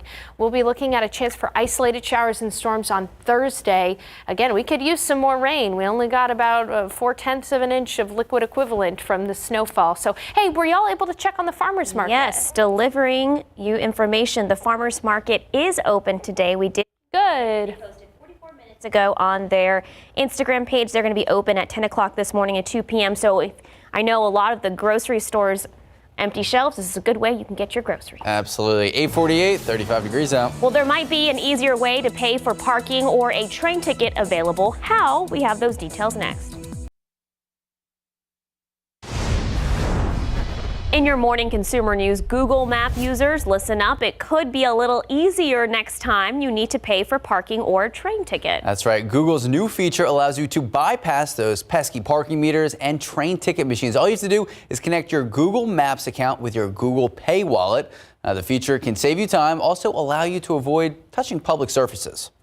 For parking, the company has partnered with two tech providers, Passport and Park Mobile. Both will link maps to parking meters. And for public transportation, the Maps app can connect with more than 80 transit agencies around the world. Dunkin' Donuts always making news. Dunkin' is launching 3 new drinks with something different on top. There we go. That was really cool. It changed right as you touched it. So they are all cold brews topped with a sweet foam. One is the Charlie. It's a Charlie cold foam, which got its name from Charlie D'Amelio, a popular creator of TikTok. Well, the drink features caramel, cinnamon sugar, and their new sweet foam. All the drinks hit Dunkin' restaurants Wednesday of next week. That's my favorite part, the foam. Yeah, you know what? I'm just going to stick with black coffee. It's a good choice. Yeah, all right. 8:53, 36 degrees out. A crocodile in a hospital and a serial killer's house welcomes overnight guests. Coming up in today's Take a Look at This. Good morning and welcome back. A zipliner losing a shoe at a wildlife park and a massive crocodile found it. Next thing you know, there is a crocodile in the hospital. CNN's Jeremy Roth explains in today's Take a Look at This. In what looked like a scene from a primetime TV medical drama, a crocodile was admitted to a Florida hospital, but not to the ER, to the CR, the crocodile room. Veterinarians at the University of Florida, yes, home of the Gators, were forced to operate on the 10.5-foot croc after it was spotted swallowing a shoe that fell off a zipliner at an alligator park in St. Augustine. Vets first attempted to reach the shoe, as in actually reaching down the croc's throat, but were unsuccessful and were forced to perform surgery to remove it. That did the trick, and after an overnight stay in the CR, the animal is now back home recuperating. Let this be a lesson to the croc kiddos. Never bite off more than you can chew. Yeah. Here's a stomach churner for you. The terrifying home of Silence of the Lambs fictional serial killer Buffalo Bill is now going to be a B&B. The Pennsylvania home featured in the famous movie's chilling climax was sold recently and will now host overnight stays for brave guests. Makes sense. After all, you can't spell Buffalo Bill without B&B. Get it? No, Oh, wait. Just forget it, Bill. The 4-bedroom home sleeps up to 10, and the site urges you to book your stay now, or else you get the hose again. How about something to brighten things up, huh? That's the idea behind this Minnesota mom's amazing Technicolor igloo. Jennifer Montenegro's colorful creation's cause is to cut through the cold snap, and if that doesn't work, maybe her positivity will. At least we have the sun. That's the spirit. For Take a Look at This, I'm Jeremy Roth. That's a good question. We could have made that here this week. We could have. It's crazy. I'm glad we didn't. 8:57, 35 degrees out. Well, still ahead in our next half hour, finding out if you're really a millennial or Gen Z. We'll tell you about a fun new quiz on our website. Uh-oh, I have to take it. Of course we do. Plus, a pair of TikTok stars pleading not guilty to charges for throwing a Hollywood Hills party during the pandemic. We have details. Good morning, welcome back, and happy weekend. At 9 o'clock this morning, Saturday, February 20th. Thank you so much for starting your day with us. It really is the weekend, kind of the light at the end of the tunnel. A rough week for so many families. I hope you guys are watching us because you have power. If you ever lost power, like some of us did, and I hope that you have running water. Sarah, the weather, though, should help the situation. Well, yeah, at least we're not going to be dealing with any more winter weather events. And in fact, we're above freezing now in San Antonio. And I don't expect us to get below freezing in the next 7 days officially at the airport. So that is some good news. Right now outside, beautiful blue skies, 36 degrees. We did drop down to 26 earlier this morning, so we still technically have a hard, the hard freeze warning was just allowed to expire, so that's some good news there. The road conditions have improved from last check. Earlier, road temperatures were well below freezing, and now they're above freezing. 33 in Helotes, 35 at Rio Medina, 33 in Bandera, even above freezing, 36 in Kerrville. Still below freezing in Comfort and in Tarpley and in Los Maples, but we are seeing those road temperatures improve. Now road temperatures temperatures in the upper 30s around San Antonio. You'll still want to watch out for the occasional ice patch that's in the shade or on those bridges and overpasses, but still, traveling weather looks pretty good today. Well below freezing, though, road temperatures up into the hill country. So this weekend, after that cold start, we're going to have a pleasant and sunny day, a high temperature near 57. 57 is the warmest will be since February 10th. So again, pretty welcome news there. By tomorrow morning, 44. That's it. That's going to be our morning low, 44 degrees. We won't have to deal with the 20s or the teens. And we will have some fog and even some patchy drizzle out there. 65 for the high tomorrow. So a beautiful warming weekend. We need it. And looking ahead to the week, we're going to get even warmer than that. So I'll have that forecast coming up for you in a few minutes.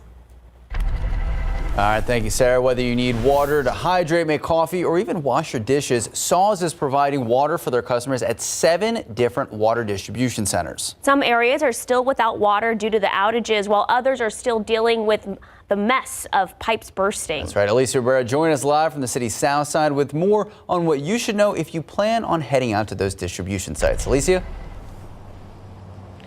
Good morning. Well, yeah, some people even just want to flush their toilets. It's basic things like that we need this water for. So it's so great that Saws is able to provide this service for customers free of charge. Behind me, you can see some of the hoses available, multiple, but really it's been super slow this morning. The thing that you don't want to forget at home if you plan to make it to any of the distribution points is your container for water. Those will not be provided by Saws. Take a look at your screen for the locations. If you do need help pumping water, you want to head to either of the 4 drive-through locations listed on your screen.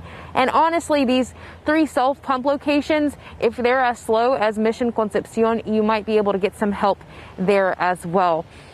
There is a limit of water, 5 gallons of water per person every day. You'll also want to boil this water before you use it to, again, make some coffee, to cook with it, or just to stay hydrated.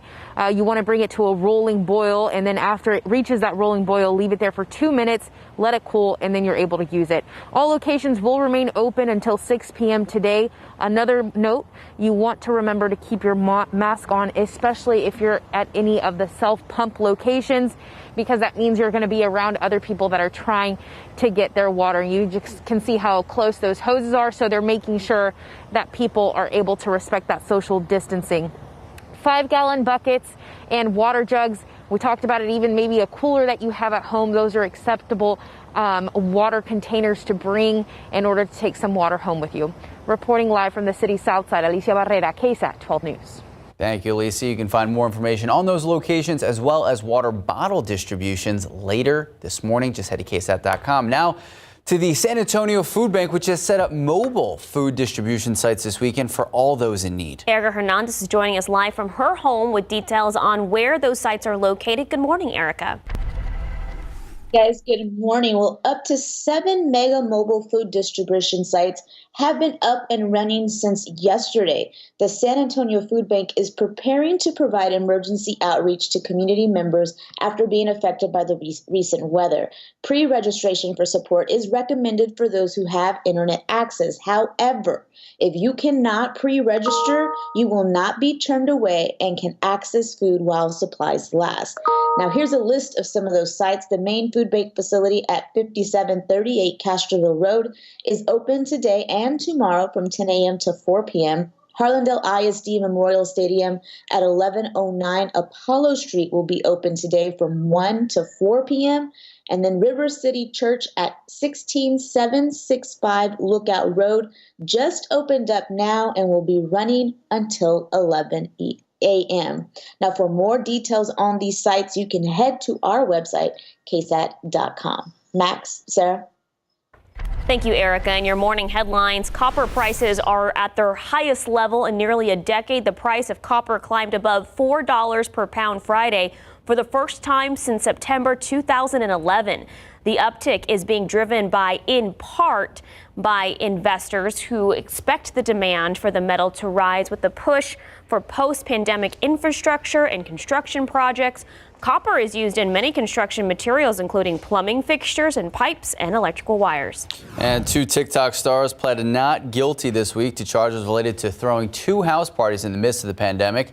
A city attorney said 21-year-old Bryce Hall and 20-year-old Blake Gray threw a large party there on August 8th. It brought out the police. Hall and Gray were cited, but still threw a second party 6 days later with several hundred people. The duo charged with misdemeanor count of causing a public nuisance and violating the Safer LA emergency declaration.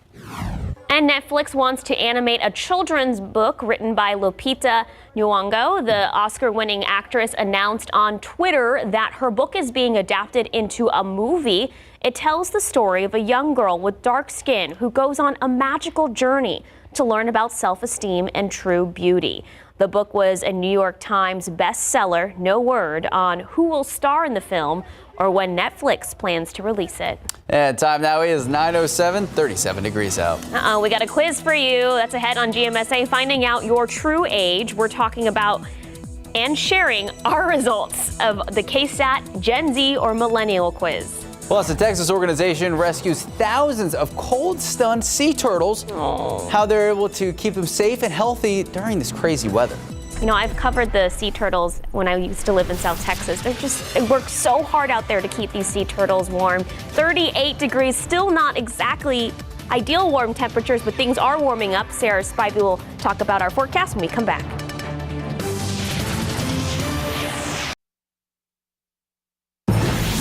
Good morning, welcome back, and happy weekend. Honestly, what are we, mid 37 degrees? It feels tropical compared to what we were dealing with this week. I know, Sarah, and hopefully these rising temperatures will continue. That's right.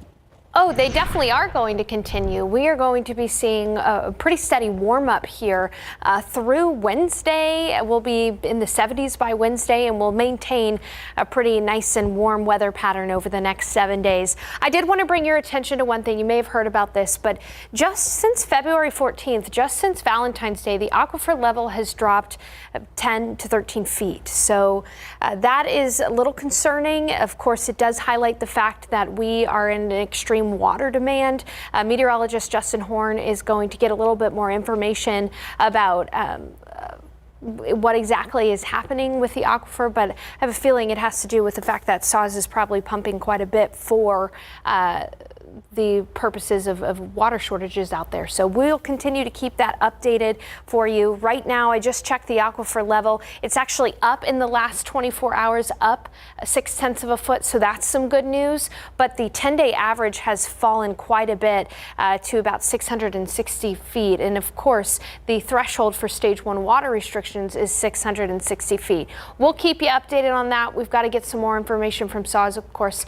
We'll keep you more updated about that on KSAT.com. Right now outside, it is starting to warm up. We're at 36 degrees. That's after our morning low of 26. And so that sunshine has allowed us to warm up by 10 degrees out there. I can't rule out some slick spots still on the roads, even though road temperatures have improved around San Antonio. They're above freezing. But meanwhile, it's 33 in Bulverde, 31 in Comfort, 32 in Tarpley. And you may still run into some areas like shaded areas that still have some ice or even bridges and overpasses. We'll take a quick look at TransGuide in a moment, but all of us just about above freezing now, and from here on out, we'll just be warming up. Tons of sunshine out there today. We'll be looking at a high temperature, climbing up nicely, a high temperature in the 50s. And if we get in the 50s, the first time, as I've said, since February 10th, so in 10 days. Del Rio might only get into the low 50s just because they have some snow still on the ground from their record snowfall on Thursday of 11.2 inches. That's the highest daily total of snowfall ever on record for Del Rio. 50 in Rock Springs, 51 for the high in Kerrville, 66 though in Cotulla, and 62 in Beeville, 57 in Gonzales. Here's how our forecast shakes out in San Antonio. 38 at 10, 47 at noon, 57 for that afternoon high temperature. South winds at 5 to 15 miles per hour. We'll be chilly tonight, but we will not be necessarily cold. Temperatures will fall into the 40s, which is a huge improvement. You know, somebody on Twitter said, oh man, why does 42 degrees feel like 60? It's because our bodies have acclimated to the extreme cold, which we definitely still have across parts of the Northeast. It is a quiet weather pattern, though, generally. generally. And then when you turn on the national temperatures, you can see that cold core of Arctic air. The good news is that cold core of Arctic air is expected to stay to our east. And here in San Antonio, we're going to be warming up slowly but surely every day. A high temperature near 70 degrees by Wednesday. So a couple more things to talk about. Tomorrow, Sunday, we will have morning fog. Temperatures will be in the 40s for the morning low. Big improvement from the 20s today. High temperature of 65 with some sunshine in the afternoon. A weak cool front will move through on Sunday night into Monday. That'll send our temperatures, morning temperatures, back down into the 30s, but we will be above freezing here in San Antonio. Hill country might dip closer to freezing on Monday and Tuesday mornings, but the afternoons are going to be nice. 68 degrees for the high temperature on Tuesday. Then we have a rain chance on Thursday. Isolated showers, maybe a few storms possible as well on Thursday before we get another weaker cold front moving through, sending our highs back down into the 50s.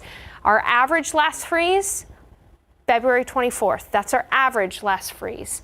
So we're going to have to wait a couple more weeks until we're in the clear for freezes. All right, Sarah Spivey, thank you so much. Time now is 9:15, 38 degrees out. Well, let's rodeo San Antonio. The event is back up and running. Our Erica Hernandez will have the details on the new schedule changes. And a man adopts an all-beer diet. Plus, thousands of turtles shell-shocked from the cold coming up. We're going to explain in today's Take a Look at This. Good morning and welcome back. Happy weekend. This guy's been celebrating weekends a lot. One man's seasonal sacrifice means swapping food for beer. But here's the good news. He's doing it all in an effort to raise money for a charity.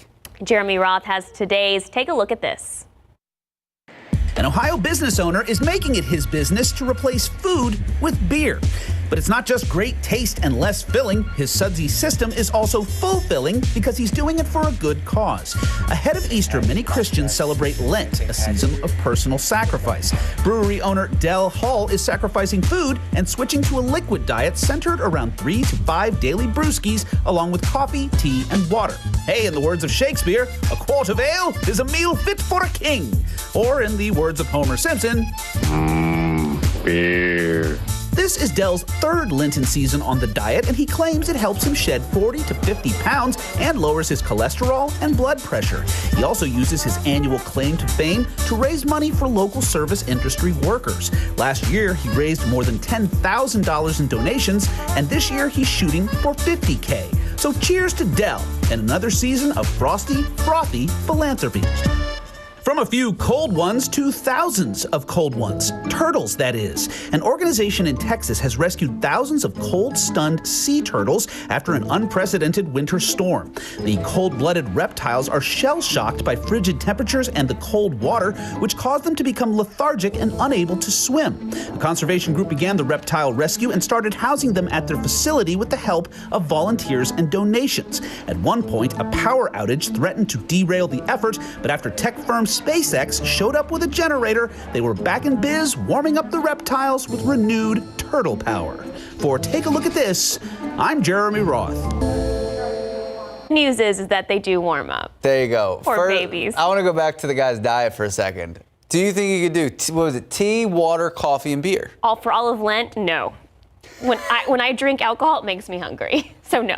Time now, 9:20, 39 degrees out. Well, do you think you are a millennial or Gen Zer? Well, how about you put it to the test like we did? After the break, we'll reveal what we got from this quiz that's coming up.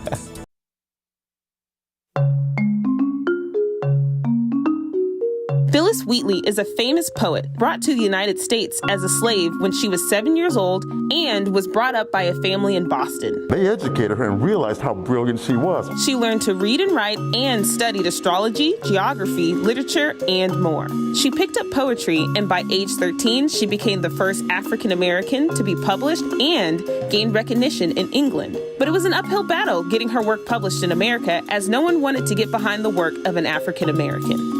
Her achievements eventually helped spur the anti-slavery movement. So the people of San Antonio decided that it was fitting to name the new high school after Phyllis Wheatley. Born out of segregation in 1933, Phyllis Wheatley High School became the pride of the East Side for generations of Black San Antonians. It was part of the cultural heritage for us. Through the years, your big brother, your cousin, your mother, your father attended that school, so you wanted to attend Phyllis Wheatley High School. The school closed in 1970 during desegregation. The building has gone through lots of change over the years and is now home to the Young Men's Leadership Academy.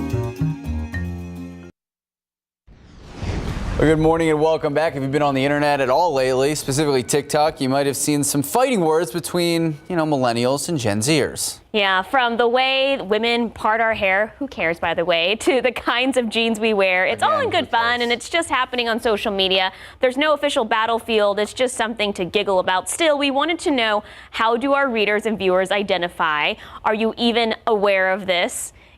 Did you realize the laughing, crying emoji has been weaponized? Take our silly little quiz and let's see where you fall. All right, so this is all on KSAT.com or the KSAT app. There's a myriad of questions, everything from Harry Potter to the types of jeans you wear. Some are like trap questions. There are trap questions. It's like, what house are you in Harry Potter? Well, I'm like, obviously, I'm a Slytherin or, a Hufflepuff or whatever it is. And Obviously. And then people are like, they say millennials are obsessed with your Harry Potter house. They say that we have side parts, and they say we like skinny jeans and leggings, and that all these trends are awful. I will say, this quiz aside, my brother, he said he watched Star Wars for the first time, one of the originals from like 1975. And he's like, oh my gosh, it's so good. Oh, no. Those were fighting words. He had like a long list of things that he didn't like about the movie, you can't be family anymore. Words were said that cannot be unsaid, but Star Wars is a great movie. I know, it's a great movie. Yeah. Well, in fairness, all of us, Sarah, myself, and Max, we're all millennials, so we're a little biased. All right, 9:26, 40 degrees out. Still ahead in our next half hour, COVID-19 vaccines in Bexar County delay. Details on when upcoming appointments have been rescheduled. Plus, 2 men stabbed several times overnight, but their stories now not matching up what police tell us about the investigation. Good morning, welcome back, and happy Saturday, 9:30 this morning, February 20th. Hopefully, we got through the hardest week. Hopefully, the worst is behind us. So that's what Sarah Spivey's been saying all morning, right, Sarah? Yeah, weather-wise, the worst is behind us. Of course, there's still a lot of folks, some without power, some without water. And so we've got a ways to go before things can get back to normal, but at least the weather is starting to get back to normal. What I'm going to show you right now is actually road temperatures, because I know that in the last few mornings, travel in the morning has been pretty treacherous with ice. And there still are pockets of ice out there, so still be careful this morning if you're going out and running some errands. Road temperature of 37 degrees, 36 degrees around San Antonio. Still below freezing road temperatures, though, up into the hill country. And as I mentioned, you could still see some pockets of ice there. Here is an overpass. This is 151 and 410. It's still got some ice on it. So just be careful this morning. But other than that, travel is acting pretty normally and behaving normally out there this morning. And what a beautiful sunrise. We started off at 26 degrees. And according to our bug here, we're at 40 degrees at the airport around San Antonio. So that's some good news out there as we head into what's going to be a beautiful day. 39 in Helotes, 39 in Castroville, 37 in Bandera, 38 in Kerrville, and 38 in Canyon Lake. I mentioned that it's going to be a beautiful day today. Look at this. Sunny, 47 at noon, 57 for the afternoon high temperature, south winds at 5 to 15 miles per hour. So again, I know that a lot of us in the community are hurting with boil orders and water pressure being low or water not even being where you are, but at least the weather is starting to improve and it looks great in the week ahead as well. I'll be back with a look at that forecast coming up soon. Thank you, Sarah. New to our studio this morning, 2 men in the hospital after being stabbed multiple times overnight. Officers on the scene tell us this all started inside the Burn House nightclub. That's on North Loop 1604 West around 2 a.m. The victim, one of the victims, telling police a fight escalated to the parking lot. That's when he was jumped and stabbed by 10 individuals. Meanwhile, the second victim showed up at a home off of Arbor Street with stab wounds, saying that he was also at the burn house, but his story did not match up with the first victim's story. The one at Arbor Street claims that several men were trying to take their vehicle in the parking lot, and that's when they were both stabbed. Both men taken to the hospital. Right now, police still working, trying to figure out what exactly happened and who was responsible. This week's winter weather forced vaccination sites in San Antonio to reschedule their appointments. WellMed clinics were closed this week, and patients who were set to get their second dose of the vaccine now have their appointment transferred to next week. Here's a look at a new appointment times at the Alamo Dome. If you had an appointment on Tuesday, you can now get your vaccine today. Again, that's at the Alamo Dome. If you were set to get the vaccine Wednesday, that has been moved to tomorrow. And if you had an appointment yesterday, you can plan on getting that vaccine Monday, February 22nd. And there are also new appointment times for the vaccinations at Wonderland Mall. All of Monday's appointments are now happening today at the same time as they would have had in the original appointment. Those who missed appointments on Tuesday and Wednesday can also visit the site between 8 a.m. and 8 p.m. today. Now, we have all this information for your new appointments, new times, and locations. Just head to KSAT.com. Although the majority of the ice has melted, some Saws customers are still dealing with the effects of this winter weather due to bursted pipes or outages. And this morning, Saws is once again opening their pipes and opening their pumps at distribution centers across the city. Alicia Rivera joining us live at one of the self-pump locations on the city's south side with more on what customers have to bring to get the free help. Hi, good morning. Well, some people just want to make a cup of coffee this morning, wash their dishes, flush a few toilets at home. And if you're one of those people, many across the city we know, well, you want to head to either of the 7 locations for Saws, and you want to bring your own container. You also want to be wearing your mask at all times. And remember that there are some self-pump locations, so you'll definitely want to keep that social distancing in place. So you are encouraged by Saws to bring your 5-gallon bucket or a water jug, again, maybe a cooler, and know that there is a quantity limit of 5 gallons of water per person per day. The water boil notice advisory is still under effect, so you want to boil this water before using it. And if you can't make it out today, know that they'll be open every day from 8 a.m. to 6 p.m. until their operating conditions go back to normal. And yesterday I spoke to the communications manager of Saws, and they told me that that could be a couple of days. For those wanting water bottles, there is a distribution happening today at several locations across the city. Take a look at your screen, take a picture, because there's plenty of locations. That will start at 1 this afternoon. Tomorrow they'll get an earlier start time, but some of those locations include Wheatley Heights Sports Complex, Texas A&M University's main campus here in San Antonio, SeaWorld, and Six Flags Fiesta, Texas. So you want to head over to KSAT.com. We'll have all the information already due for the Saws bulk water distributions, but also for these bottled water distribution points that are across the city. Reporting live on the city's south side, Alicia Barrera, KSAT 12 News. Thank you, Alicia. Well, the city of New Braunfels also dealing with water issues. They are offering water stations at these 2 sites from 9 in the morning to 3 p.m. today. Again, just to be sure to bring your own 5-gallon container. We have all this information right now on KSAT.com. And time now is 9:36, 40 degrees out. Just ahead on GMSA, a look at the new 2021 Rodeo schedule. Our Erica Hernandez will have the postponed dates broken down for us. Plus, looking back at some of this week's highlights when it came to the weather, we're talking about some of the most memorable moments. You know, it started off pretty nice. Here's the thing, and I'm just going to go on a rant for a second. It was beautiful, it was fun, it was awesome until it wasn't. Exactly, while it lasted when it first started. Well, right now, fun's back, 40 degrees. Sarah will have our full forecast when we come back. Well, good morning and welcome back. CPS Energy providing an update this morning from the CEO and president. Let's dive in. Manual facilities for people, a porta potty, things like that. It was challenging for us to do that, but again, we had to make sure that control center remained functional for the entire time. I will say that we are down from the above 300,000 peak levels that we saw during the storm. And this morning, we're less than 200 people who are out. The longest time frame that someone's been out from that standpoint is about 18 hours. So no one who originally was out from that Monday time frame was associated with the original, like they haven't been out since Monday. However, they could be out for other reasons. We did have a passenger car hit a pole overnight and take about 1,600 people down. This is now the things that happen in the everyday activities our team was able to get people back up again. So we're still, instead of having almost 2,000 people out, we're having less than 200 today.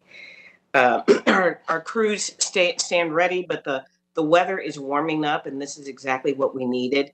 We need mild temperatures to again, excuse me, to again make sure that we are levelizing our activities.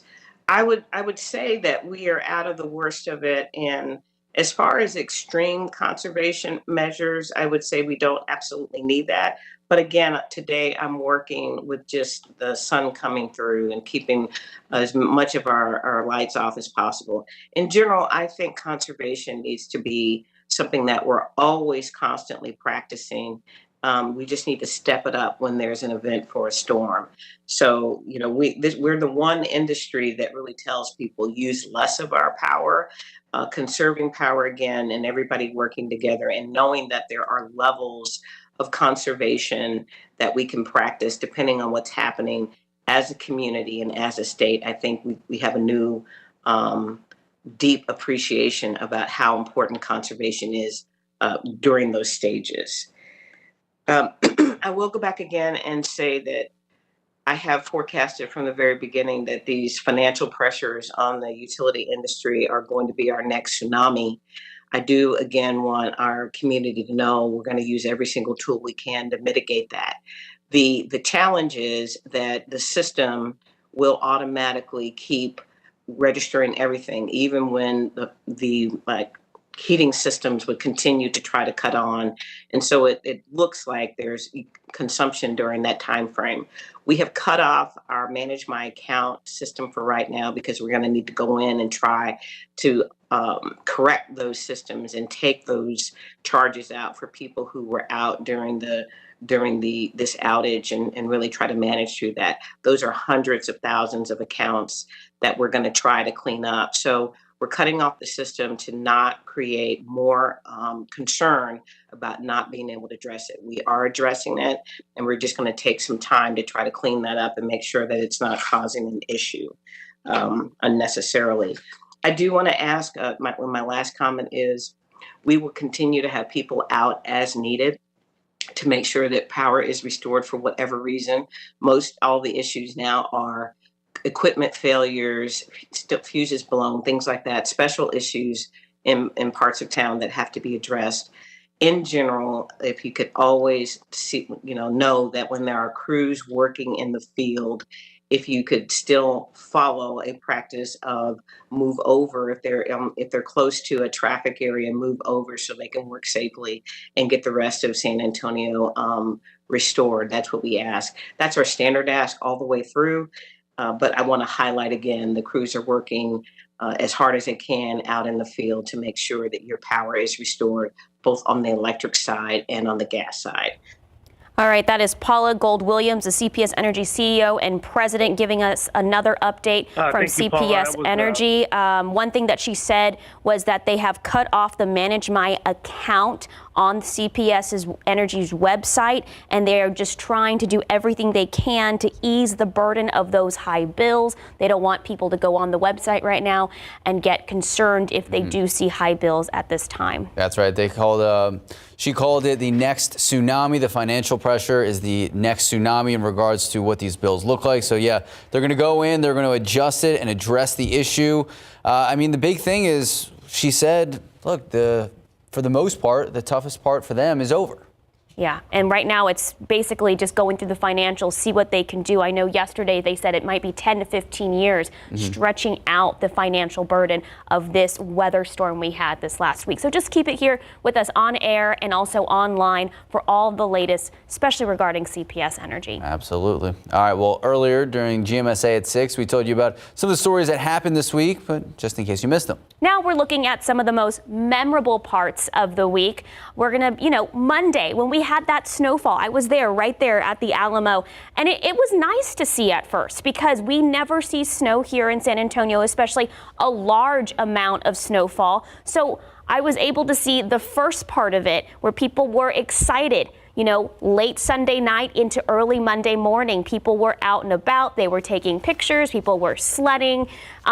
it was kind of fun and games until those rolling outages started late in the day. Monday became permanent outages where people ended up having no power for several days and then eventually no water at a time. That's right. And then Thursday there was more snow, and that's really the point where we were not over it, but that's when we realized that so many families were getting such negatively impacted by all this. Yeah, at that point they were tired of it. I took this video, that's from Monday, where you see that guy there playing out in the snow. People, you saw less people playing in the snow on Thursday because they were just trying to keep warm at that point. You know, the things that stick out for me, this is something we will always remember. Here at KSAT, it was a stressful week for us as well. You know, I know our viewers were very stressed out. I want to give a big kudos and props to our meteorologists who were working around the clock. Sarah, thank you so much. I know you didn't sleep for days at a time. Justin Horn did a wonderful job as well, along with Adam and Katie, and all of our field reporters and photographers out there. Yeah, thank you so much. But I mean, it's hard to accept that when you know how many people were struggling out there. Yeah. So many families still dealing with so much. Absolutely. And, you know, from a weather perspective, this is going to go down as the second snowiest winter we've had on record.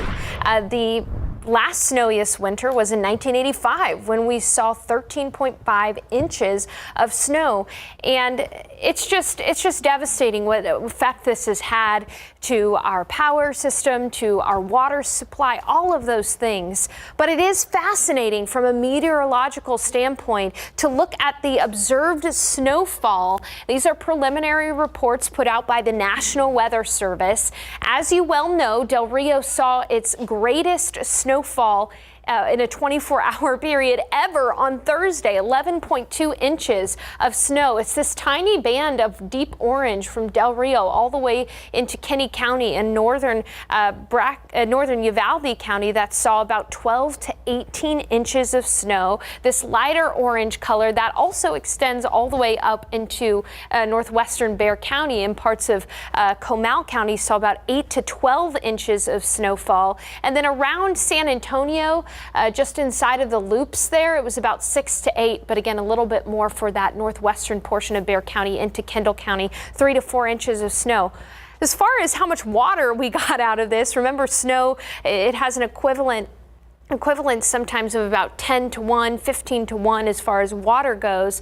We saw about 0.4 of an inch of liquid water equivalent from all of that snow officially at the airport, which really isn't a ton. It's something though, and we'll take it, especially because the aquifer levels are falling pretty rapidly because of water demand. In other news, we got the pollen count in today and everything looks good. Mold and mountain cedar are present, but they're pretty low, 30 on the molds and 10 on the mountain cedar. And outside right now, we are quickly warming. Our little bug at the bottom says 42 degrees. That updates a little bit quicker than what the airport is saying right now, which is 36. Road temperatures are improving too.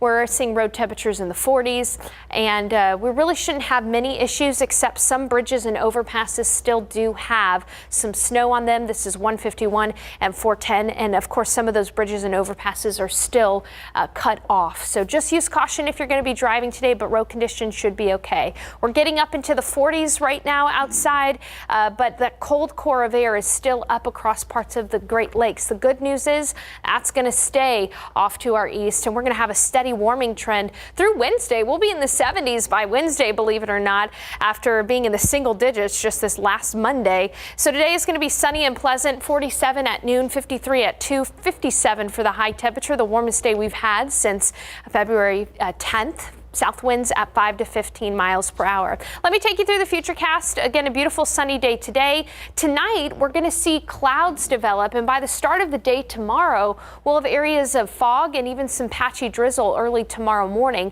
Temperatures tomorrow morning going to be in the 40s rather than in the 20s and teens. And then in the afternoon tomorrow, some sun and a high temperature in the 60s. Then by Sunday night, Monday morning, we're going to have a weak cool front move through. Keyword there being weak cool front. Only maybe only a few sprinkles around San Antonio.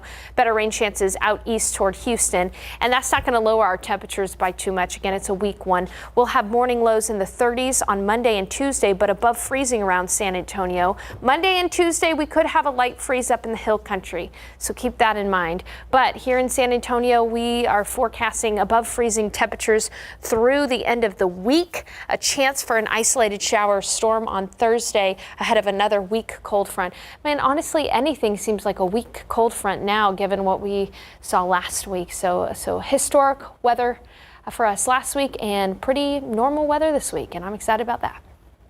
I've never been happier to see 64 and sunny in my entire life. Thank you, Sarah. Thank you, Sarah. 9:51, 42 degrees out. And coming up next, making sure you've got all the information you need when it comes to San Antonio Rodeo. Our Erica Hernandez joins us with the details. That's next.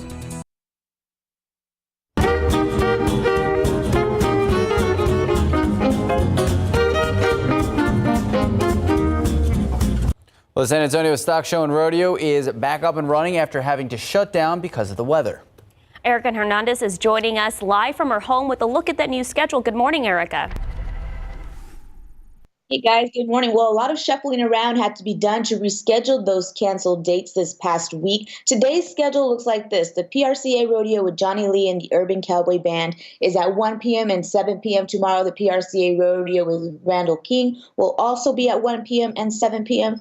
The rodeo will go on all next week until February 28th. The closeout show will be next Sunday, the 28th at 4 p.m. with Ranch Rodeo and Aaron Watson. The charreada that was previously set for Sunday, the 28th, has been canceled. The new full schedule is up now on our website. And also want to mention the San Antonio Zoo, which was previously closed because of weather, will reopen today at 10 a.m. Max, Sarah? All right, Erica Hernandez, thank you so much. 9:55, 43 degrees out. We know so many people are still dealing with low water pressure or no water at all because of those broken pipes and leaks, and they're a huge problem around the county. And we know the boil notice is still active, but many have questions about how long this will last for, how much it will cost, and what comes next.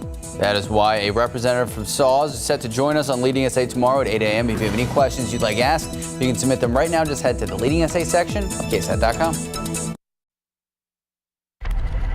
Well, welcome back. Just into the newsroom, President Joe Biden granting Texas its federal disaster declaration. So that means individuals and business owners who sustained losses in the designated counties, including Bexar County and a lot of our surrounding counties, you can actually apply for assistance by registering online. You got to go to disasterassistance.gov.